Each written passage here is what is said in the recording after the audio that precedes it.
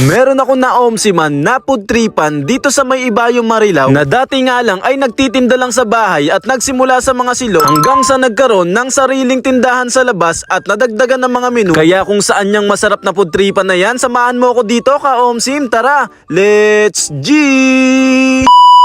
Ngayong araw, meron ako nalaman. Masarap na food tripan kaya't aking pinuntahan. Dito nga lang pala yan sa may Deca Food Hub na matatagpuan sa may Solieta Street, Poblacion 1, Ibayo, Marilao, Bulacan. Halos sa arko lang sila ng Ibayo at dun sa may tapat ng sikat na itlugan. At mula nga sa bahay sa may Deca Home sa Luisoy ay halos 3 minutes nga lang sila dito mga ka-omsi. Kaya mabilis nyo lang din silang makikita na nagbubukas araw-araw mula 12 noon to 12 AM. At sakto nga lang yung laki ng store nila dito na kasya nga daw hanggang 20 packs dahil lalagyan pa daw nila ito ng tables and chairs. Ilan sa mga tinikman namin na mga bestseller nila dito ay itong chicharong bulaklak silog, merong Hungarian silog, merong lempo silog, merong chick silog, at merong lechon kawali silog. Meron din silang kare-kare dito at napakasarap na sinigang na pisngi ng baboy. Meron din sila ditong burger, meron din sila ditong cheese stick at fries. Na yung mga silog nila dito ay naka-unli java rice at naka-unli soup na rin. At ang una ko nga munang tinikman, etong fries nila na napaka-cheesy at talaga naman generous yung serving. Homemade yung cheese stick nila dito at ngayon lang ako nakakain gantong kalaki na merong solid na cheese sa loob at talaga naman cheesy. Nagustuhan ko nga yung chicken nila dito dahil natural lang yung pagkakaluto at talaga naman yung lasa hanggang buto. Na para sa akin nga lang, yung lasa nga neto ay kasing lasa ng restaurant na letter M. At yung ibang silog nga nila dito ay merong halong kangkong at bagoong. Sinubukan ko nga rin yung sauce na kasama neto at talaga namang solid at panalo. Meron din sila ditong crispy at malambot na chicharong bulaklak na ginawang silog na masarap nga rin isawsaw yan sa suka. Napakalilamnam at merong kasamang pork na masarap naman kasama ng bagoong etong kare-kare nila na good for sharing na din. Nasa tingin ko nga ay kasya 2 to 3 person. Homemade naman yung patty nila dito sa burger na talaga namang maraming laman at talagang cheesy. Ganyan nga yung gusto ko sa burger, may lettuce at sibuyas. Sobrang lambot naman ng laman at sakto lang yung asim netong sinigang na panga ng baboy nila na kumakalas na nga yung laman sa sobrang lambot, crispy at malasa rin yung lempo silog nila dito mga ka-omsi. Masasarap nga yung lechon kawali nila dito kapag nilagyan mo ng sarsa na kasama, talaga namang damay pati sinaing ng kapitbahay. Sobrang cheesy at sakto lang yung laki ng Hungarian silog nila dito mga ka-omsim, talagang solid din yan. At para naman sa delivery, inside sa may Deca subdivision nga lang pala sila mga ka-omsim. At para sa mga ibang katanungan, order sa online at malinaw na sagot, eto nga pala yung FB page nila, paki-PM na lang. At eto naman yung mga menu at prices nila mga ka-omsim, paki-post na lang para makita nyo ng maayos. At ayun, isa na namang masarap na food tripan ng aking naomsiman banda sa may Ibayong Marilao, Bulacan dahil alam nyo naman, food trip at good vibes lang ang lagi nating dala. Dahil muli, ako nga pala to si ka-omsim, maraming salamat sa inyo guys. Bye!